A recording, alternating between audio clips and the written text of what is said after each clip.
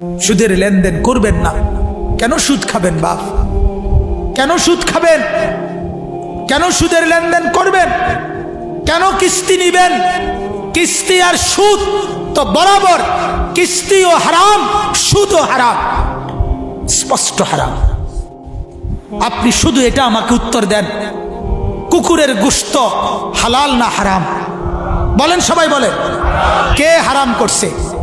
আবার বলেন, আবার বলেন, আবার বলেন। কুকুরের গোশত কেউ খায় আপনারা? তাইলে আল্লাহ যদি হারাম করে কুকুরের গোশত খান না, তাহলে আল্লাহ হারাম করার পরেও সুদ খান কেন? আর সুদ খাইলে কুত্তার গোশত খান না কেন? কথা বলেন না কেন? যিনি সুদ খান তাইলে তিনি কুকুরের গোশত খান। তাইলে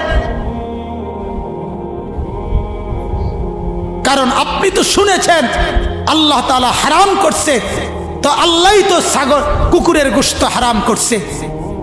তাহলে আল্লাহর হারাম এটা মানলে আল্লাহর হারাম এটা মানবেন না কেন? কথা বলেন না কেন? যদি বলেন সম্ভব না চলা, আল্লাহর কসম সম্ভব। হালাল পন্থায় ইনকাম করে চলা সম্ভব না অসম্ভব? সম্ভব, সম্ভব। আল্লাহর কথা মিথ্যা হয় না।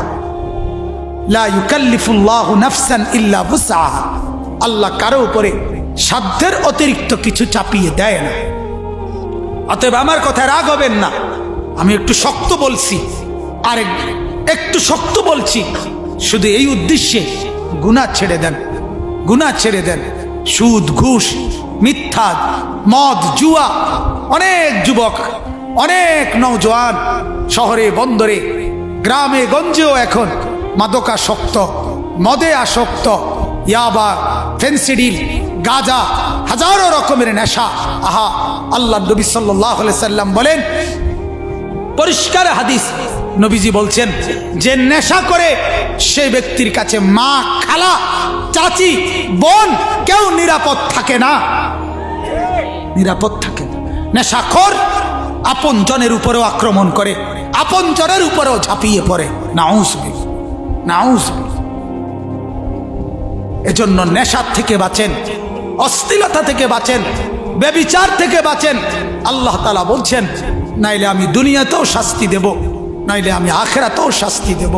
এজন্য আজকে আমার এটাই কথা, মূল বক্তব্য।